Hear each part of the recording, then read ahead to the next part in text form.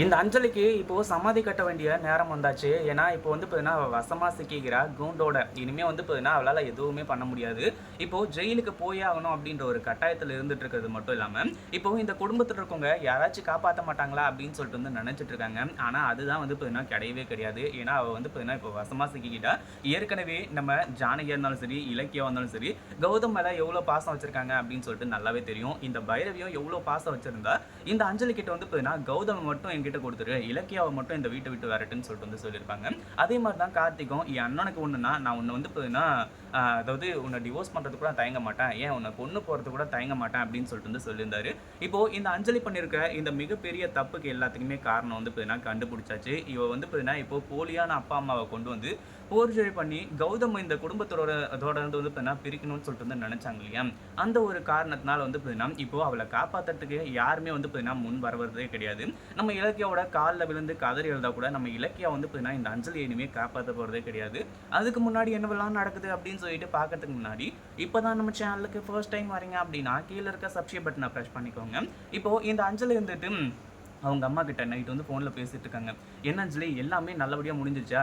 அந்த கௌதமும், இலக்கியாவும் வந்து பார்த்தீங்கன்னா, நம்ம செட் பண்ண ஆளுங்க வந்து கூட்டிட்டு போயிட்டாங்களா?" அப்படின்ற மாரி வந்து பேசிட்டு இருக்காங்க. இப்போ இந்த அஞ்சலி தான் இது எல்லாத்தையுமே பண்ணிட்டு இருக்குது அப்படின்னு சொல்லிட்டு நம்ம இலக்கியாவுக்கு நல்லாவே தெரிஞ்சு போச்சு.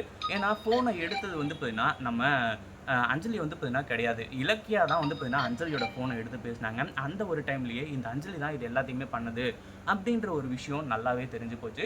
இது ஒரு பக்கம் இருக்கும்போது, இப்போ போலீஸ்க்கு ஃபோன் பண்ணி எல்லாத்தையுமே சொல்லிடுறாங்க. இப்போ இவங்க ஃப்ராடுங்கன்னு சொல்லிட்டு ஏற்கனவே தெரியும். அதுக்கான ஆதாரங்கள் அது இதுன்னு சொல்லிட்டு வந்து பார்த்தீங்கன்னா, எதுவுமே இல்லாததுனால, நம்ம இலக்கியாவால எதுவுமே பண்ண முடியாம இருந்துச்சு. அந்த ஆதாரத்த கண்டுபிடிக்கிறதுக்காக தான் இந்த ஒரு நாள் டைம் வந்து பார்த்தீங்கன்னா கேட்டிருந்தாங்க.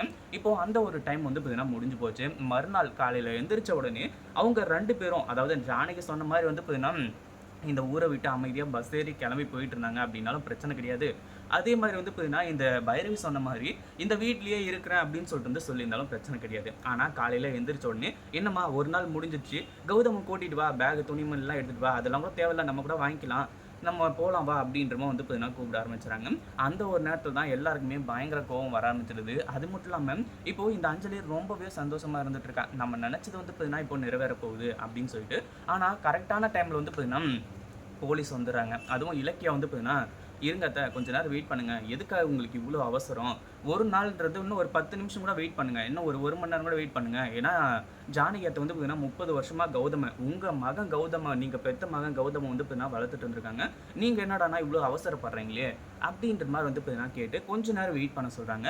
கரெக்ட்டான நேரத்தில போலீஸ் வந்து பார்த்தீங்கன்னா ஆதாரத்தோட வந்து இந்த அஞ்சலியோட கையில, அதுக்கப்புறம் வந்திருக்கிற அந்த போலியான அப்பா, அம்மா கையில இப்ப விலங்க வந்து மாட்டிடுறாங்க. இதுக்கப்புறம் வந்து பார்த்தீங்கன்னா அவங்களால தப்பிக்கவே முடியாது. இந்த வீட்ல இருக்கவங்களுக்கு என்ன நடக்குது, ஏது நடக்குது அப்படின்றது ஒண்ணுமே புரியல. அதுக்கப்புறம் தான் இலக்கியா எல்லாத்தையுமே சொல்லி புரிய வைக்கிறாங்க. ஒரு பக்கம் இந்த அஞ்சலி வந்துட்டு கதை எழுதும். அந்த அஞ்சலி வந்து பார்த்தீங்கன்னா காப்பாத்துறதுக்கு யாருமே வந்து பார்த்தீங்கன்னா வர்றது கிடையாது. "போய் ஜெயில்ல கள்ளி தின்னு. அப்பதான் வந்து பார்த்தீங்கன்னா உங்களுக்கெல்லாம் புத்தி வரும்."